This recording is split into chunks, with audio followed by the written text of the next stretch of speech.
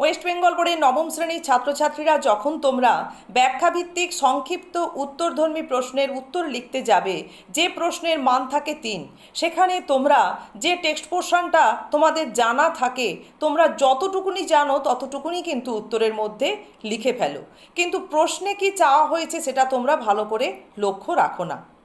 তোমরা মনে করো যে অনেকটাই তো লিখলাম, তাহলে মনে হয় পূর্ণ নম্বর আমরা পেয়ে যাব। এটা কিন্তু একেবারে ভুল ধারণা।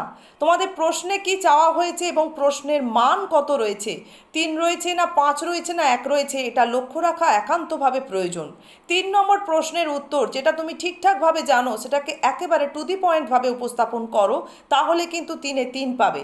সেখানে যদি তুমি এক্সট্রা বাক্য ব্যবহার করো তাহলে কিন্তু নাম্বার অকারণেই কাটা যাবে।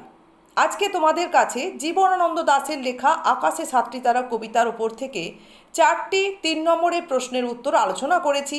আজকের এই শর্টের সঙ্গে সেই ভিডিওর লিঙ্ক শেয়ার করা আছে। দেখবে কিভাবে সংক্ষেপে এই কবিতার প্রশ্নের উত্তর বিস্তৃত অংশের ওপর থেকেই সংক্ষেপে তোমরা উপস্থাপন করে পূর্ণ নম্বর সহজে পেতে পারো।